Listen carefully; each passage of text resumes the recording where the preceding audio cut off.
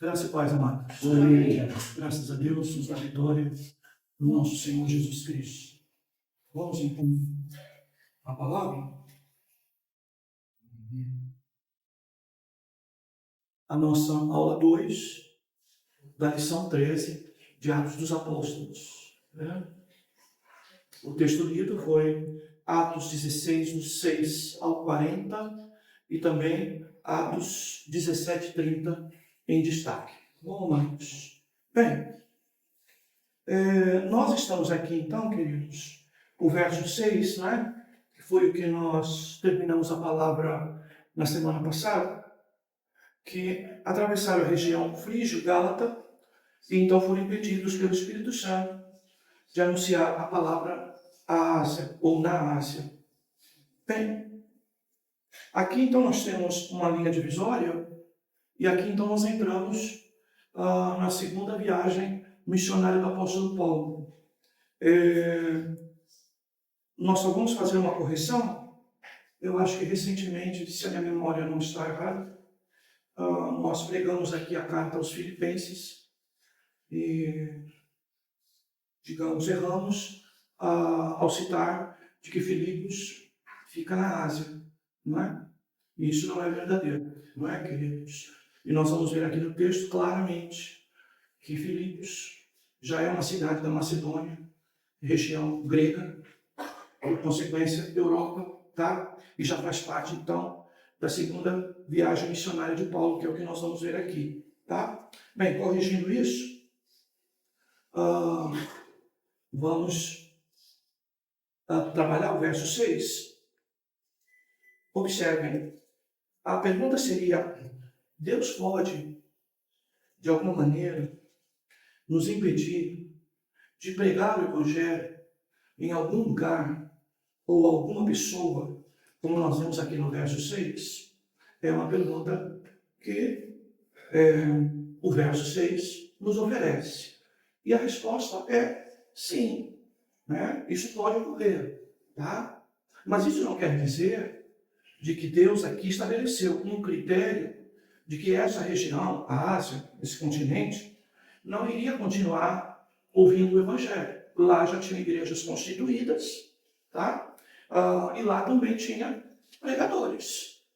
O que o texto quer nos dizer é que Paulo, que foi chamado para cumprir com o além-rio, né? O além-Egeu, que é aqui o rio que separa, né?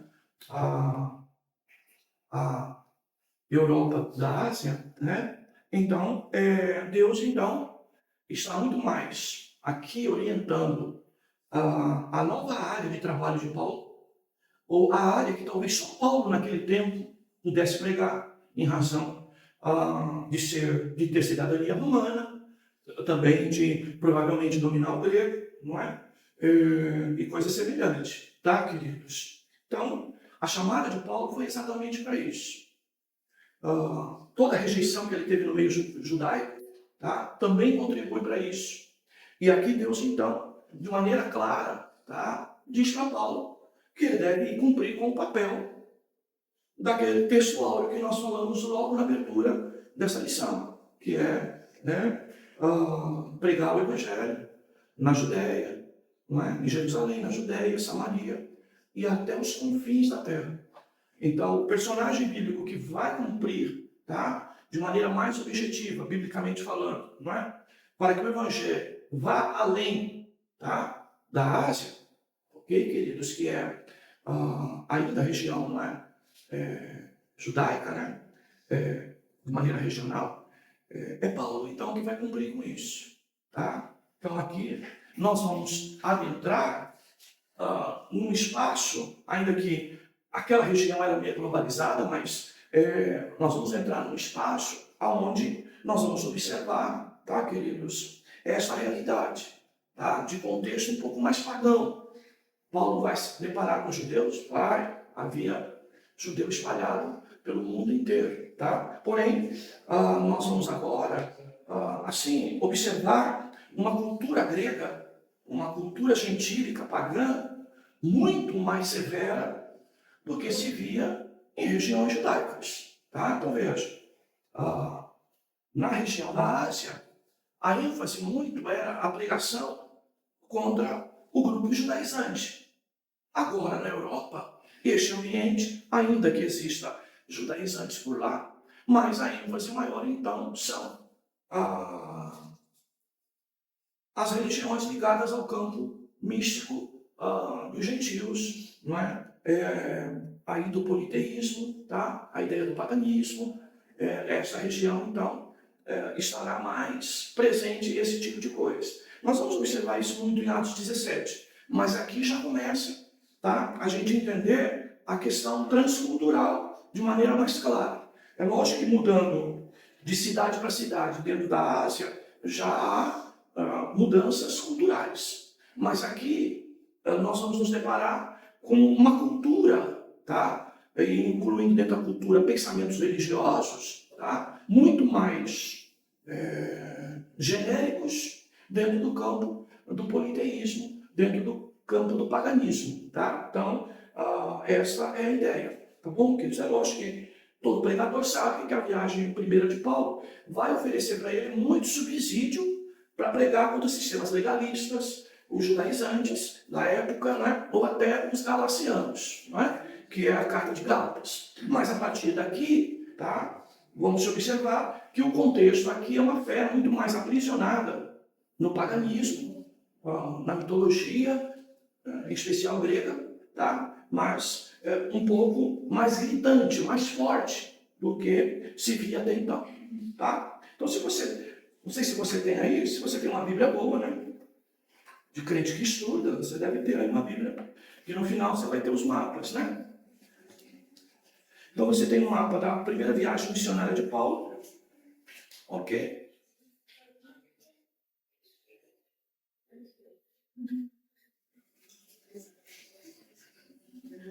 Provavelmente escrita, ou não é, vivida entre 41 e 48 depois de Cristo.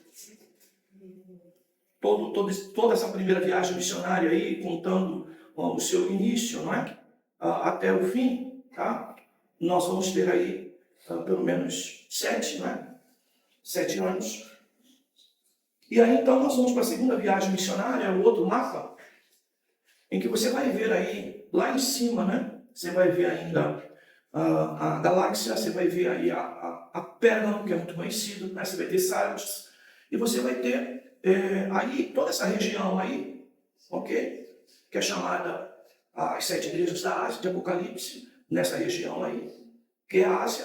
E aí você vai ver aí, entre esta parte um pouco mais central aí do mapa e a parte superior, que é a Europa.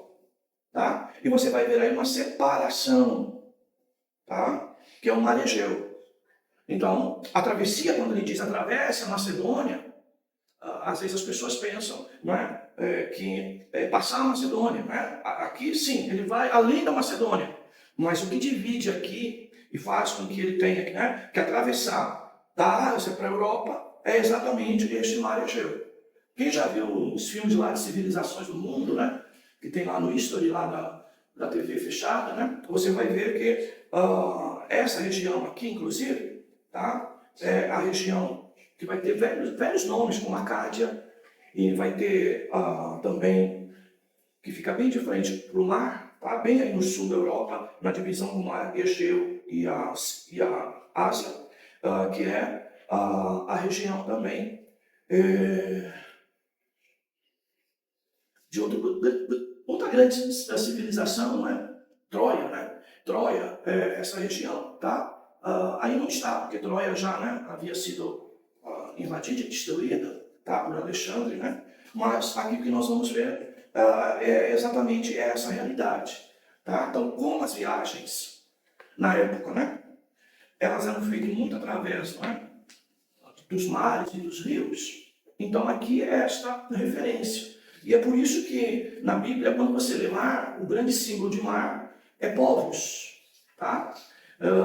Então essa ideia é exatamente bíblica, de que quando se fala de povos, culturas variadas, não é? Ou outro tipo de cultura, ela está se referindo exatamente à ideia do além-rio, além-mar, que à época então era as divisórias entre cidades e continentes, entre cidades e os rios, entre continentes, os grandes mares, tá? Bem, então nós estamos aqui, tá? E ele então vai para o verso 7, quando chegaram perto de Mísia, tentaram ir para Bitínia, ou seja, ainda na Ásia, mas de novo, né, o Espírito Santo não o permitiu, tá, queridos? Então, passando pela Mísia, desceram para Troade, não é? E aí então vem essa ideia, né, da passagem de um lado para o outro, tá? Quando você lê lá Apocalipse 13, não é? Besta do mar, o mar ali representa povos, tá? Um representante que virá de povos, tá? E provavelmente, não é? Nós teremos situações de valor histórico parecido com esse que estamos falando dos irmãos, tá? Então ele segue, verso 9. De noite, então, Paulo tem uma visão. Nela, em pé, um homem da Macedônia suplicava-lhe: vem para a Macedônia e ajuda-nos. Ou seja, para chegar à Macedônia, então, teria que passar por este mar Egeu e sair da Ásia e então para a Europa. E quando ele teve essa visão, logo procuramos então partir para a Macedônia, tá? Concluindo que Deus nos havia chamado para lhes anunciar o Evangelho. Então essa é a importância aqui, tá? Porque, irmãos, já vi pregadores e até alguns irmãos, não é, darem entendimento do tipo, não é, não se prega mais lá, não vai se anunciar mais lá, não. A gente pode abrir mão de pregar para alguém ou até para algum lugar, mas continuar crendo de que outros farão esse trabalho, tá? Que outros, tá, levarão a palavra àqueles que eventualmente agora nós não estamos levando. É bom entender isso, tá, irmãos? Porque senão a gente começa a trabalhar com um juízo precipitado muito perigoso, tá, amados? Um juízo precipitado muito perigoso, porque assim, se tem alguém que Deus poderia impedir a pregação do Evangelho e não impediu, apesar de que o endurecimento é deles, tá? É a própria Jerusalém e o próprio Israel, o próprio judeus, tá? Por tudo que ocorreu. Mas não em outras regiões, apesar das perseguições, apesar, né, do afastamento deles de Deus e a apresentação até de outros modelos, né, de culto ou de fé, tá, queridos? Então, veja, a minha tradução diz assim, verso 10, finalzinho, concluindo, tá, de impedidos de continuar anunciando a palavra na Ásia, né, impedidos, tá, de voltar a Bitínia, região da Ásia, tá? Eles foram para Troade, ok? E em Troade, então, ok?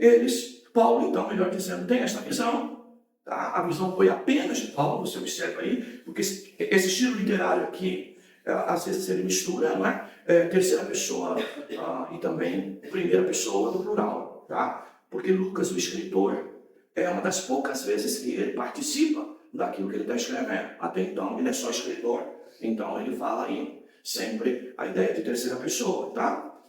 E aí, então, ele vai dizendo, então, quando ele, né, teve essa visão, ele, Paulo, tá? Então, logo procuramos, ok? No plural, tá? Quem foi? Lucas também estava junto. Procuramos partir para a Macedônia, tá? Ok, queridos? Concluindo que Deus havia chamado para lhes anunciar o Evangelho. Aonde? Na região da Macedônia, que é o mundo grego já, tá? Que já é a Europa. Tá bom, queridos? Então, navegando de Troade, olha lá, navegando de Troade, nós fomos, primeiro do plural, em linha reta para Samotrácia. E no dia seguinte, para Neápolis. De lá, fomos para Filipos, colônia romana, e a cidade mais importante desse distrito da Macedônia.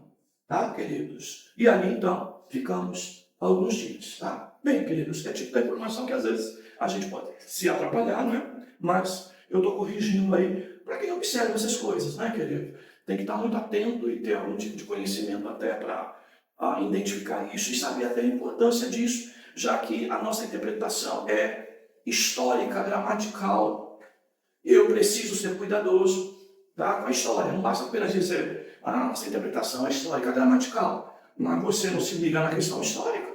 Não é? Aqui é geografia, né? Mas geografia é uma perna, a outra perna, né, da história, as duas caminham juntas. Tá? Então agora nós estamos entrando em Filipos.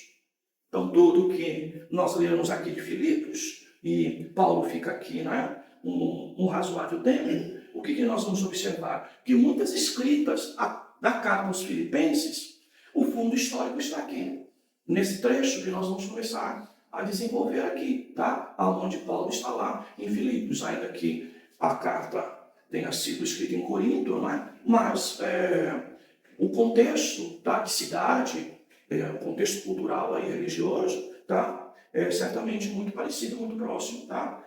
Então vamos lá, no sábado, ok? ênfase aqui o quê? Paulo, ainda em região europeia, ele está utilizando o recurso judaico, tá, para prestar culto, para orar, para pregar, tá, para se reunir, para falar de Cristo, tá, porque ele está fazendo isso no sábado. E é lógico que ele está, então, procurando uma sinagoga. Tá? E a sinagoga, irmãos, ela necessariamente não era uma casinha pronta só para isso.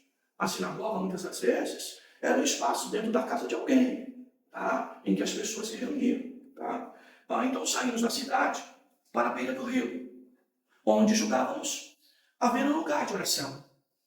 E sentados, falávamos às mulheres ali reunidas. Bem, esse espaço aqui, Paulo procurando um lugar para pregar, tá? Este lugar aqui, provavelmente, eram as lavadeiras que aqui estavam, tá? Lavando roupa à beira do rio ou à beira do mar. Estavam ali lavando as roupas, um ajuntamento de mulher ali, como os irmãos bem sabem, que isso era muito comum, não é? Então, Paulo, então,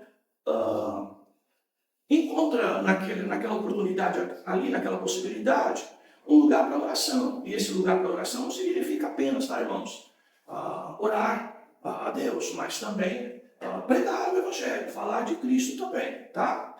Observe que ele diz, e sentados falávamos as mulheres ali reunidas. Então, esse lugar de oração é quando a gente diz, na minha casa será chamada casa de oração, quando a Bíblia diz isso.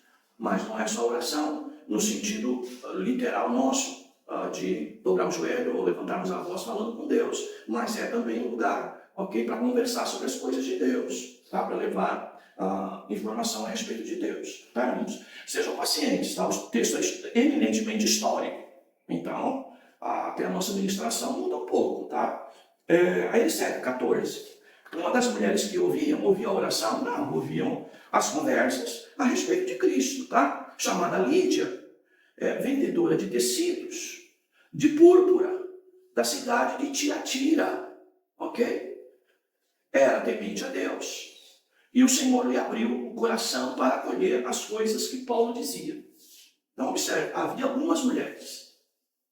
Uma mulher é citada, tá?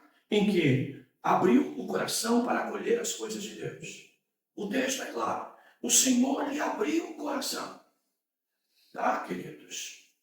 Então, é o que ocorre aqui na doutrina monergista de salvação, que é o que nós cremos aqui na igreja, ou que é o que nós pregamos aqui e ensinamos. Tá? A salvação começa com Deus, e segue em Deus e termina em Deus. Tá? Então, veja, se aplicarmos Romano, a Bíblia diz que não há um justo, nenhum sequer. Não há ninguém que se interesse por Deus, não há ninguém que busca Deus. Todos estão extraviados, incapazes de perceber isso quando estão distantes, desviados, extraviados, perdidos na nossa linguagem, incapazes de ouvir Deus, de agradar a Deus, de atender a Deus, de querer fazer algo para Deus. Isso só pode ser feito se Deus, então, preparar essa terra, em Mateus 13, não é? A parábola do semeador, aqui deu fruto, e para que essa preparação de terra seja, Deus abrir o entendimento. Então a palavra coração aqui, ela tem força de alma. Aqui, tá, irmãos, é mente. Tá, queridos? Aqui é mente. Só que não é uma mente apenas representando o campo intelectual, o campo mental, o campo raciocínio, cognitivo. Não. envolve também questões emocionais, questões também que vão levar a palavra ao quebrantamento. E o quebrantamento vai produzir um estado emocional, psicológico diferente.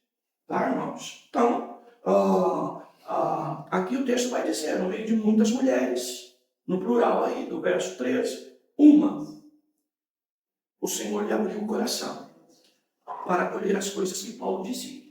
Bem, é lógico que nós estamos aqui diante de uma narrativa, tá? Que carrega muita impressão de quem está escrevendo, tá? Então, isso não significa dizer que outras, Deus não tenha feito a mesma coisa.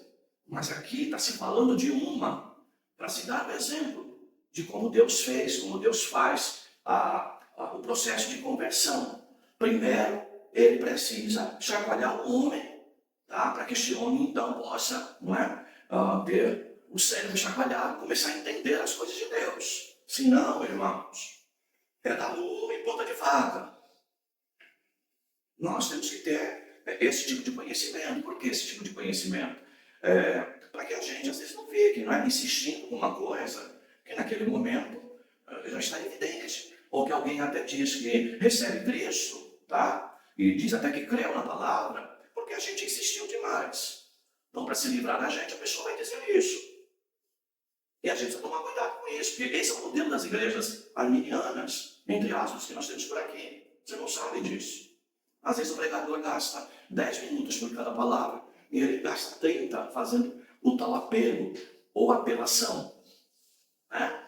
A ponto de, tá vendo uma pessoa que não é crente do teu lado? Traz ela até aqui, tá? Pega no braço dela, traz ela até aqui, vem com ela até a frente, tá, queridos?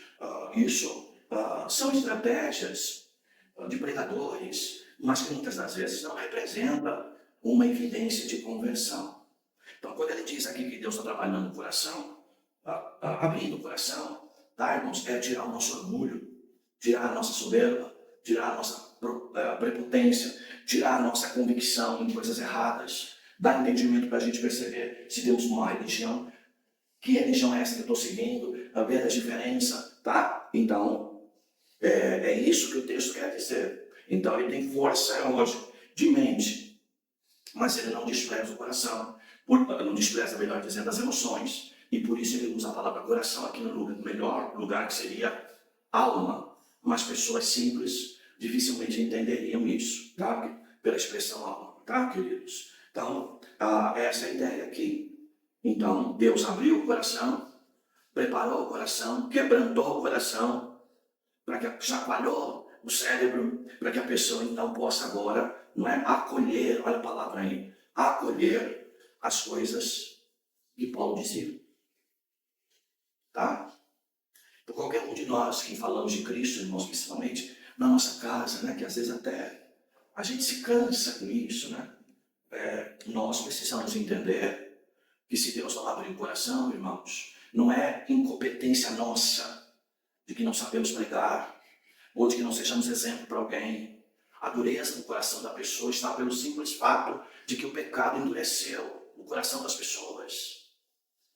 E elas não conseguem acolher. Aqui acolher, você vê, é entender e aceitar, reconhecer. Por isso, irmãos, eu repito novamente aos irmãos, de que nós não podemos descuidar da oração quando nós sabemos que tem pessoas próximas de nós, inclusive, que a responsabilidade vai aumentar mais ainda, que precisam serem quebrantadas. Agora, pasmem, às vezes o quebrantamento ocorre simultaneamente à hora que você está evangelizando.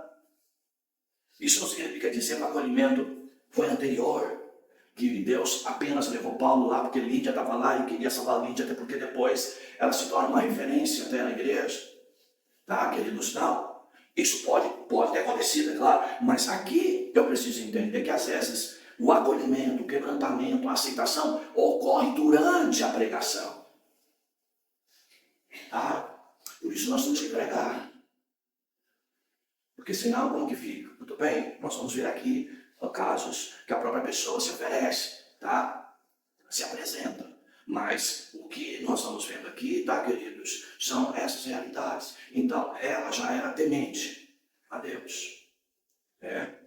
Ou por influência judaica, tá? Ou mesmo por influência já de evangelho, de pregação do evangelho. Não pode esquecer que aqui tinha gente em Atos dos Apóstolos 2, na descida do Espírito Santo dessa região aqui também lá, tá? E que já podem ter levado o evangelho, que é lógico, né? Não tinha televisão, né? Para Silas Malafaia estar pregando, né? Não tinha, né? Rádio para Paris estar pregando, não tinha internet, não é? Mas e tudo que podia, não é, irmãos? Os irmãos de viagens longas,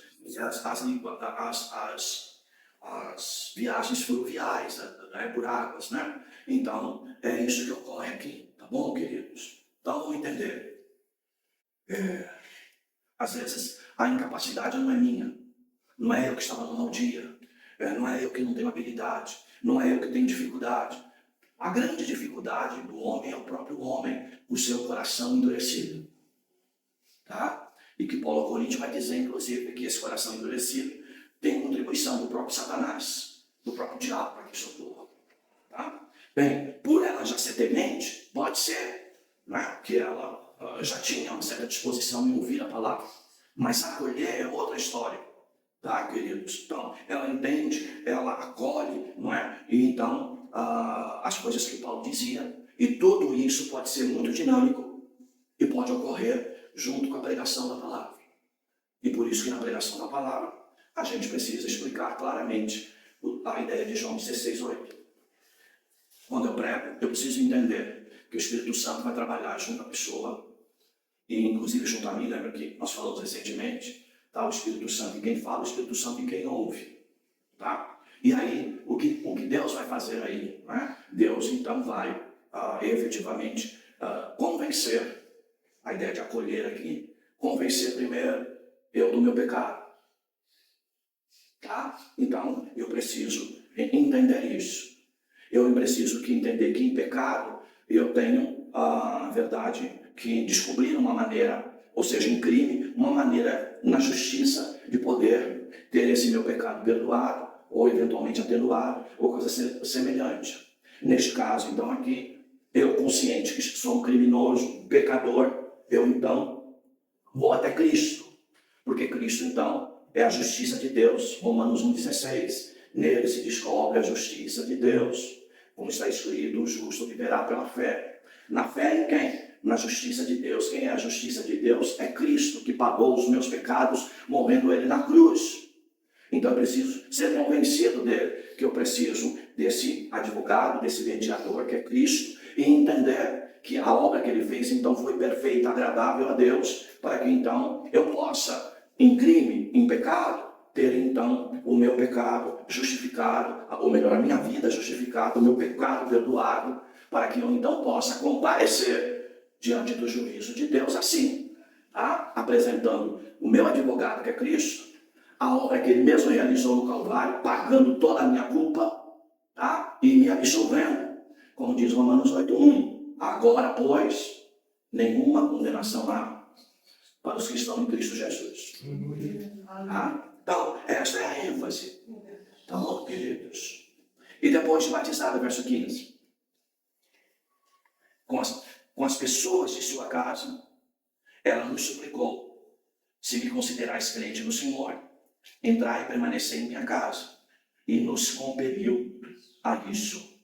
Ok, queridos? Então, veja, que é interessante, nós estamos falando de uma mulher, num padrão histórico, mais judaico do que qualquer outro, não é? Mas na cultura ainda desse tempo, geralmente a família toda seguia o pai de família, o marido ou o pai, né? Que era autoridade dentro de casa.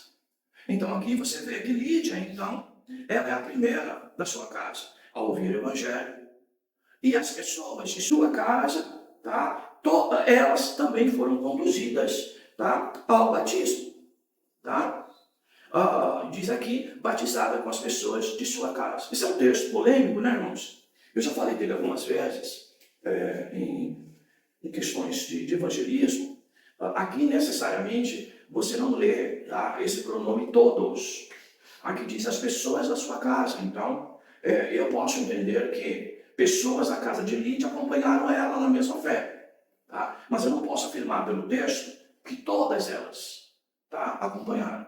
Tá? Mas as que estavam na casa acompanharam, no sentido de que alguns, muitos, porventura até todos, mas eu não posso afirmar com convicção esse todos. Tá? Ainda que essa ideia de casa pode simbolizar para nós essa ideia, mas eu preciso ter cuidado com isso. E Atos 16:31, nós vamos ligar um pouquinho nele, não é? Quando chegarmos lá. Então, ela então oferece, né, a hospitalidade, não é, para os irmãos, tá, que permanecem então ali na casa com eles.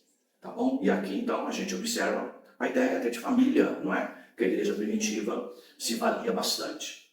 Bem, tudo bem aí, queridos?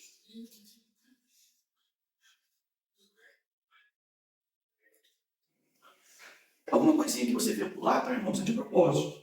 Porque eu vou trabalhar no culto de família o mesmo texto. Tá bom, queridos? Verso 16. Aconteceu que quando íamos ao lugar de oração, veio ao nosso encontro uma jovem que tinha um espírito adivinhador. E que adivinhando dava grande lucro aos seus senhores. Seguindo Paulo e a nós, ela gritava. Vejam aí ainda a primeira do plural, né? Lucas mostrando que está junto. Agora ele está escrevendo aqui de coisas que ele viu, tá? Então aqui o Atos dos Apóstolos mais narrativo do que descritivo, certo? Lembre lá de narração e descrição, quando nós fazemos o vestibular lá e fazer a prova de quê? A prova de redação, né? Bem, então aqui ele vai dizendo, esses homens são servos do Deus Altíssimo, dizia ela. Eles nos anunciam o caminho da salvação. E ela fez isso por muitos dias. Mas Paulo, já aborrecido com isso, voltou-se e disse ao Espírito, eu te ordeno em nome de Jesus Cristo que saias dela. E na mesma hora, ele saiu. Veja, como o processo de salvação na vida de alguém, irmãos, ainda que aconteça por meio de Cristo, a obra de Cristo, por convencimento do Espírito Santo, com a pregação do Evangelho, as formas e muitas formas de conversão ou até de tratamento com Deus, tá, queridos? Elas são muito diversas, como diz Paulo em 1 Coríntios 12, tá? Que as operações do Espírito são diversas. Ou seja, há diversidade de operações. Deus opera a mesma coisa, por exemplo, salvação, de maneira diferente, dependendo da pessoa, do seu histórico, da sua cultura, das circunstâncias e da situação que ela está envolvida. Aqui, irmãos, como eu já disse para os irmãos, né, eu não creio nesse negócio de libertação, tá? Como algo definitivo. Tá? Por quê? Porque a Bíblia não dá amparo para isso.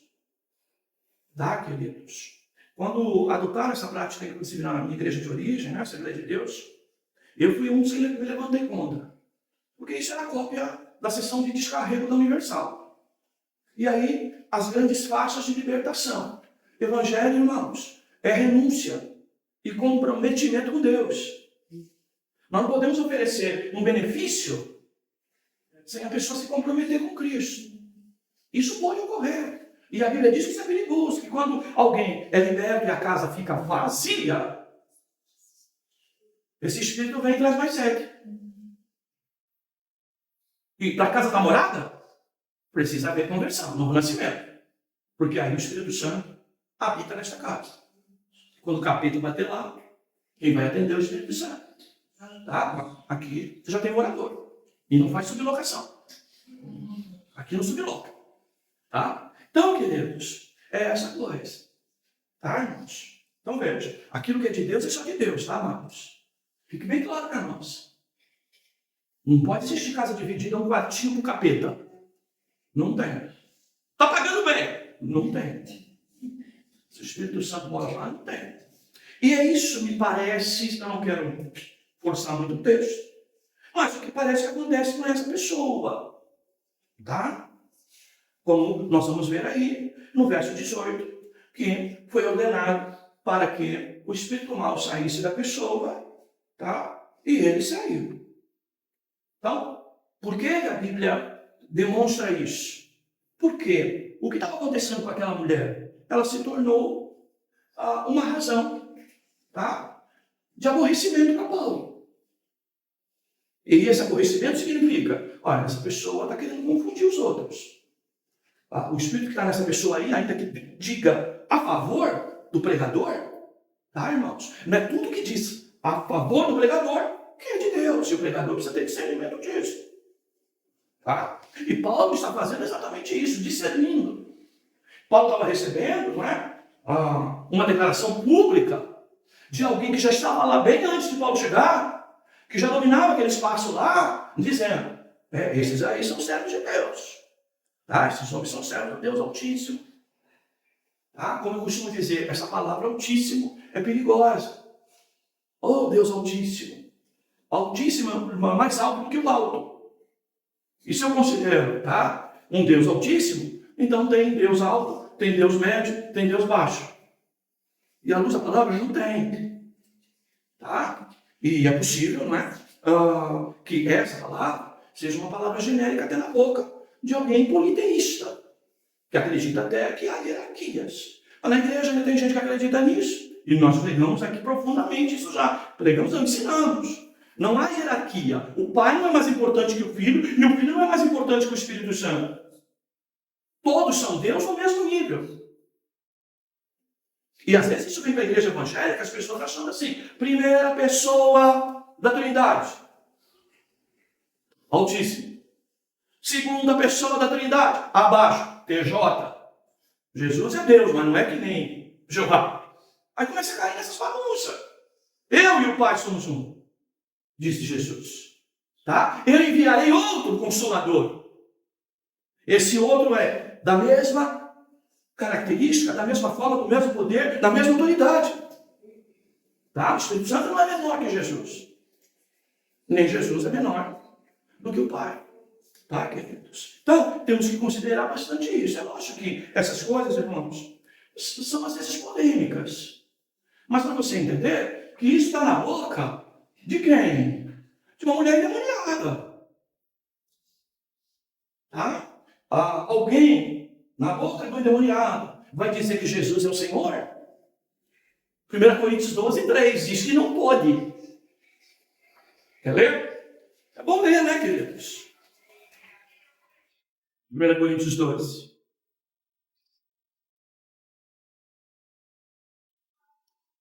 1 Coríntios 12, 3.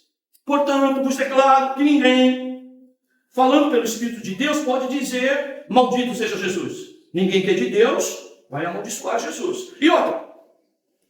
E ninguém pode dizer que Jesus é Senhor, a não ser pelo Espírito Santo. O Espírito estava lá no mundo. Capeta puro. Entendem, queridos? Por isso, irmãos, não é tão fácil pregar, não é tão fácil evangelizar, não é tão fácil lidar com pessoas dentro da igreja, fora da igreja. Por quê, irmãos? Porque às vezes pode ocorrer situação semelhante a essa. O que essa mulher queria efetivamente? Atrapalhar o trabalho de Paulo. Ou assemelhar o trabalho dela com o de Paulo. Para que quando Paulo fosse embora, ela continuasse no seu altarzinho, pregando a religião falsa dela. Que era a religião do quê? Dessas coisas perigosas que parece que coçam o ouvido de muito crente ainda nos dias de hoje. Que é saber o dia de amanhã. Se vai dar certo, se não vai dar certo, isso ou aquilo. É o crente movido por, infelizmente, adivinhação. Aí dá uma olhadinha no horóscopo. Dá uma olhadinha no tarô. Em runas. Assiste lá a Fronteira da Ciência, lá na Santa Cecília TV, com o meu sobrinho lá. Né? Já falei dele para vocês aqui. Bem, queridos, é beleza. Porque tem gente que vem para o Evangelho, como não é ensinado, irmão, não é mostrado na Bíblia, essa pessoa fica presa a outras coisas. Tá? Coisas do passado, às vezes. E ela fez isso por muitos dias, olha só. Não foi uma coisa fortuita. Ela fazia isso de maneira permanente. Várias vezes. Por quê, irmãos? Há uma razão no meio de tudo isso. Tá? Qual era? verso 19. Quando viram que a esperança do seu lucro havia desaparecido, seus senhores prenderam Paulo e Silas e o arrastaram para a praça, perante as autoridades. Ok, queridos? Então veja, o que estava envolvido aqui, irmãos. Desculpa, irmãos. O que grande parte do evangelho também existe, tá? Igrejas feitas para dar lucro. Por isso, se o pastor não for desapegado de barra de ouro, ele acaba se curvando. Olha, irmão, já teve tempo que eu orava, Senhor, por que tu não dá mais crente? Senhor, por que a igreja não cresce? Hoje eu agradeço. Ainda que eu tenha que trabalhar para ela encher, para ela ir além, tá? Mas por amor à minha própria alma, quando ela cresce demais e a barra de ouro começa a encher o cofre, desculpa, irmão, o coração do homem é enganoso. Quantos que estão aí, irmãos? Até não vende a fachada disso. Mas o dinheiro, mamão, é mais importante. As próprias denominações, os próprios irmãos. Olha, que igreja maravilhosa de grande. Meu irmão, vai lá ouvir o culto, ouvir a palavra e ver se lá você pode dizer que palavra maravilhosa e bíblica. Mas daí os poucos olhando para as arquiteturas, para a engenharia, agora as TV, as coisas de LED, né? O pastor projeta lá na parede, né? As igrejas hoje estão modernas. É só LED de 100, 200. Tá? Né? Tudo caro. Tá, queridos? Veja, onde houver, irmãos, religião em que o dinheiro, a vontade do dinheiro prevalece, ela deixa de ser igreja de Jesus Cristo. Pode ser a romana, pode ser a papal, tá, irmãos? E pode ser a evangélica também. Pode ser. Uma das motivações é construir império e depois, irmãos, manter império. Isso custa caro.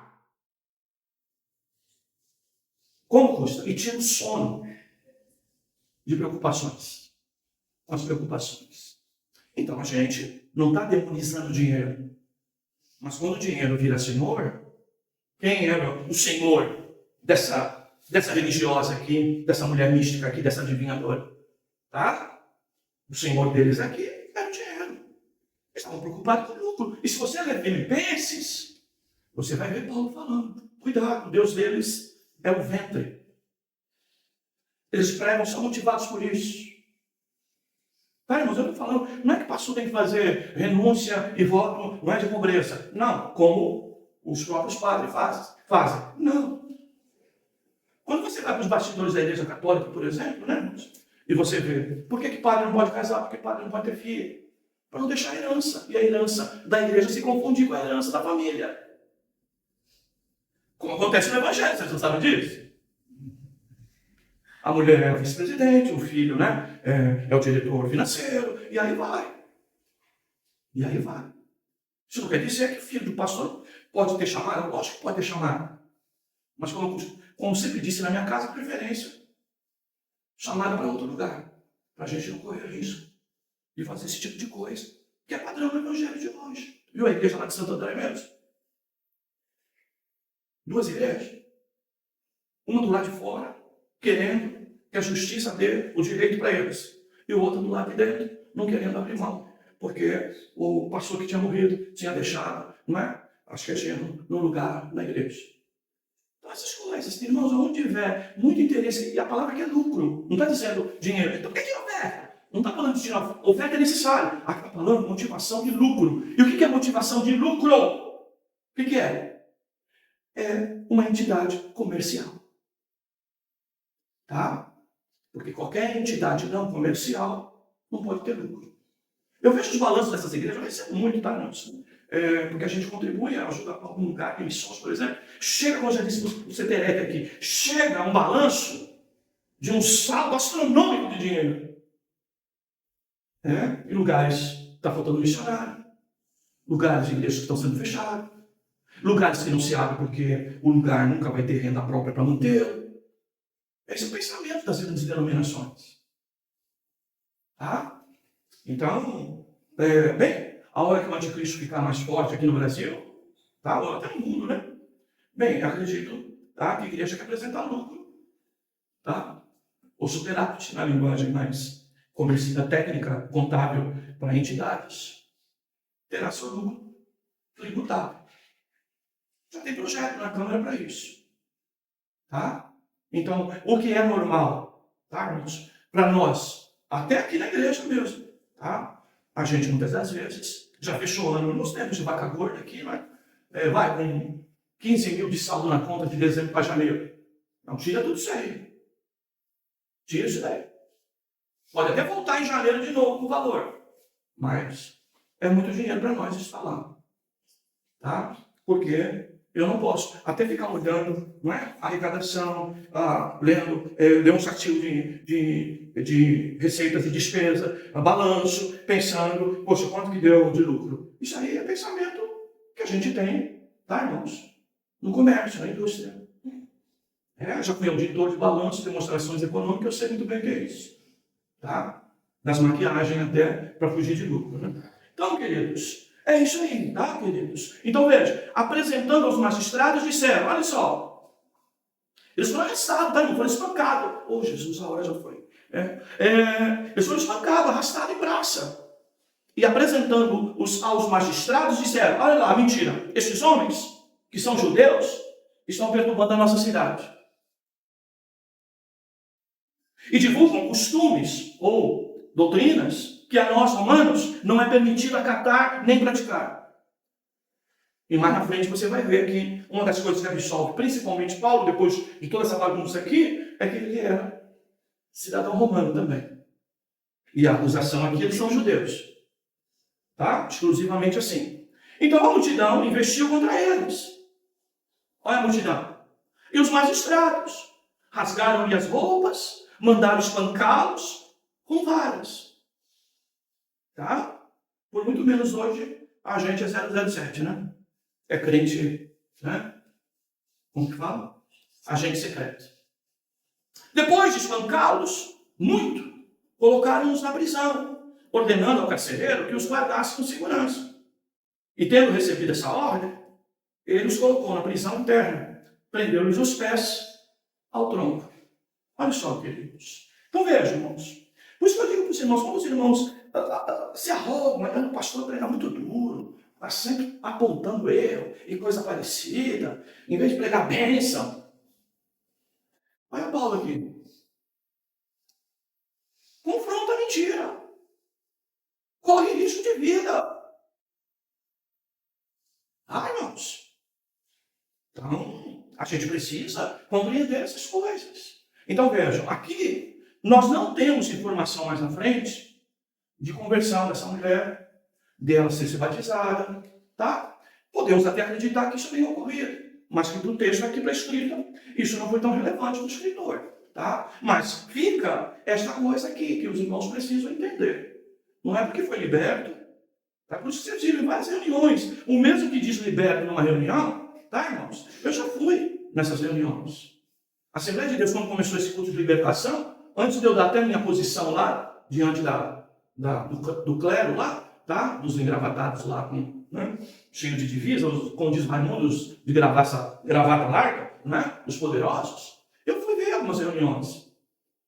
Tá? E a mesma mulher que estrebuchava num dia, e que depois, não é? Estava calma lá e tal, estava dominada. No outro culto, na outra terça-feira, era culto de libertação terça-feira, à tarde, não é? Ela estava lá estrebuchando de novo. E pior, tá, irmãos? Culto por aí que diz, tem que manifestar para ser liberto. Para com isso, isso não tem base bíblica nenhuma. Já teve um caso grave aqui na igreja, e sabe como uma pessoa se converteu e por conta disso ficou livre? O ensino de discipulado. Tá, irmãos? Um discipulado que incluía, inclusive, alguma coisa que muito crente na época questionou aqui. Né? Se hoje eu já sou meio asqueroso, imagina alguns anos atrás. Agora o irmão chegou aí e começou a dar, todo culto começava a dar uma fantasia aí. Chamei na razão, irmão. Para de fazer escândalo na igreja. O capeta está vindo, em nome de Jesus, você repreenda ele. Fala que você nem mais casa para ele. A igreja toda contra mim. Aí no outro dia eu fui visitar o irmão que era aula de discipulado para ele. E eu falei, e você está bravo com o pastor também? A igreja toda está brava. Não, pastor. Eu precisava criar vergonha na cara mesmo. Até, sabe, irmãos, umas coisas que ocorrem dentro da igreja, eu tenho irmãos, né? Tem horas que parece que a igreja fica pequena para nós. Né? E foi o que aconteceu na época. Só com o ensino bíblico. Pastor, eu estou pronto, hein? O irmão lá, o irmão que era aí lá, Brasil para Cristo, né? O irmão Brasil para Cristo falou que o senhor tem que vir aqui, né? Tem que ser alguém que esteja preparado para pôr fogo nas roupas. Eu paro com isso, meu irmão. Tá certo em Jesus? É você que vai queimar essa miséria. Tu acha que sou eu? É você. O que adianta eu queimar e depois você vestir ela de novo, porque fui eu que queimei? Na próxima aula, eu quero que você me diga que você queimou. Que não tem mais nada dessas misérias na tua casa. E se você não conseguir, e você disser, pastor, me ajuda, mas é você que vai queimar com a tua mão. Eu não tenho problema com isso, né, irmãos? Eu moro numa esquina. E já rasparam algumas vezes colocar macumba lá na esquina. Na minha calçada. Aí eu vou lá, pego a vassoura. Põe na pá e jogo fora. Mas sou uma sujeira como qualquer outra. Para mim, que estou em Cristo, que tenho Bíblia. Só isso. Aí tem crente, eles que fizeram um trabalho para mim. Bem, não é crente, minha filha. Não é crente, meu filho. Tem que fazer uma campanha para quebrar isso. Se converte. 1 João. Se alguém nasceu de novo, não vive na prática do pecado. E por conta disso, o maligno não lhe toca. Tá? Pode rodear, pode fazer até muito barulho, que ele é especialista nisso, mas não vai tocar na minha vida. Tá, querido? Estou em Cristo. E assim tem que ser a sua convicção. Mas entenda o texto, irmãos. Lucro, lucro, lucro, lucro. Aonde tiver uma igreja, pastores, pessoas pensando em lucro no Evangelho, o lucro, irmãos, como diz Paulo, tá? É a nossa salvação. A gente abre mão de tudo. Esse é o lucro, a nossa salvação em Cristo. E sabe quem é a carta de apresentação que Paulo cita? Aquilo que é a razão, o testemunho, o currículo de Paulo, sabe o que é? Vidas transformadas pelo poder do Evangelho. Tá, queridos? É isso. Tá? Bem, vou parar aqui, né? Vou abrir aqui para mim. Por favor, parei no 24. Eu vou usar o mesmo texto para pregação no segundo horário, tá, irmãos? Mas não tão detalhista assim, versículo por versículo, como é o ensino da escola bíblica, tá? Mas a gente pretende trabalhar o mesmo texto. Tá bom? Vamos orar? Baixa a tua cabeça. Senhor, obrigado pela tua palavra. São textos como esse que mostram que o teu evangelho é único, é singular, é diferente. Não se assemelha com nada que está por aí. Como sempre falamos, uma coisa, são muitas religiões, dos homens para Deus, mas só uma revelação, Senhor. Só uma revelação. É Cristo Jesus, de ti para todos nós. Aleluia. Pedimos, Senhor, a tua bênção sobre o teu povo. Dá convicção aos teus servos de salvação. Dá convicção, Senhor, de que eles são morada tua. Aleluia. Guarda cada um dos teus servos em ti, para louvor e glória do teu santo e maravilhoso nome. É a nossa oração. Em nome de Jesus. Amém. Amém.